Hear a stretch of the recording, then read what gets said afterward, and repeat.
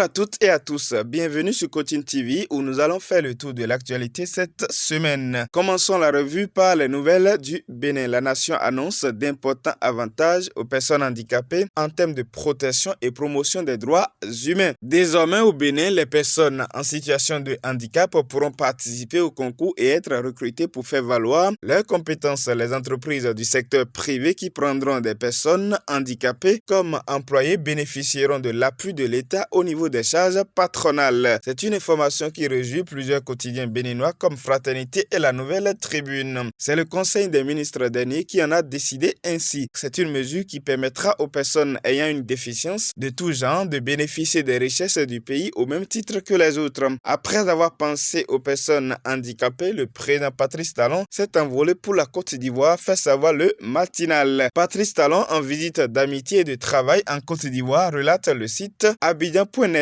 À en croire l'Infodrome, au cours de cette rencontre, le président Patrice Talon a abordé plusieurs sujets, notamment la sécurité dans la sous-région, les différents processus électoraux en cours dans plusieurs pays, ainsi que la question du financement du développement. La diplomatie entre le Bénin et la Côte d'Ivoire roule à merveille donc pour le bonheur des deux peuples, soutient le journal. Et sur la question du financement du développement de l'Afrique, les deux présidents, après leur entrevue, se sont envolés où s'est tenu le sommet pour un nouveau pacte financier mondial.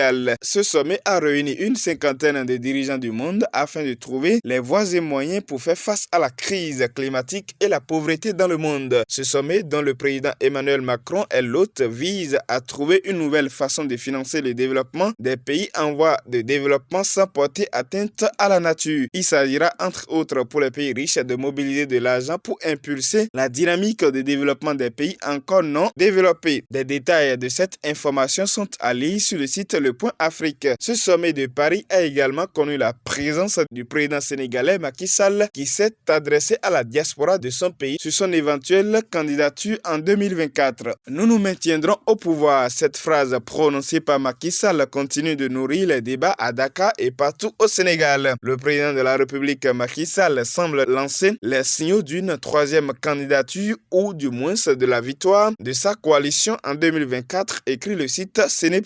On est dans la marche du progrès, on est dans la marche vers la victoire en 2024. Macky Sall annonce officieusement sa candidature depuis Paris, déduit sans hésitation Séné News. Pour Wolf Quotidien, c'est on ne peut plus clair. Macky Sall va se présenter en 2024. En attendant de connaître les réelles intentions de Macky Sall, le dialogue politique initié par ce dernier est en train d'aller à son terme. Et selon les rapports issus de la conclusion de ce dialogue, Khalifa Sall et Karim Wade pourraient se présenter aux élections présidentielles de 2024. Selon Le Monde Afrique, la commission politique du dialogue national entre le pouvoir et l'opposition s'est dite favorable à des modifications du code électoral qui lèveraient l'inéligibilité des deux hommes. Karim Wade et Khalifa Sall sont deux figures de la politique sénégalaise condamnées respectivement en 2015 et en 2018, ce qui n'a pas rendu leur candidature possible en 2019. Cet acte va contribuer assurément à apaiser la tension politique dans ce pays réputé pour sa paix qui a connu des moments difficiles ces derniers temps. Parlant tout des élections en Afrique, les élections au Mali, en Guinée et au Burkina Faso seront au menu du prochain sommet de la CEDEAO, informe Le Monde Afrique. Ces trois pays ont été suspendus des organes décisionnels de l'organisation ouest-africaine après les coups d'État qui ont porté des militaires au pouvoir. Les militaires se sont engagés au Mali et au Burkina Faso à un retour à l'ordre constitutionnel en 2024. En Guinée, la junte s'est engagée à se retirer début 2025, rappelle le site malien MaliWeb.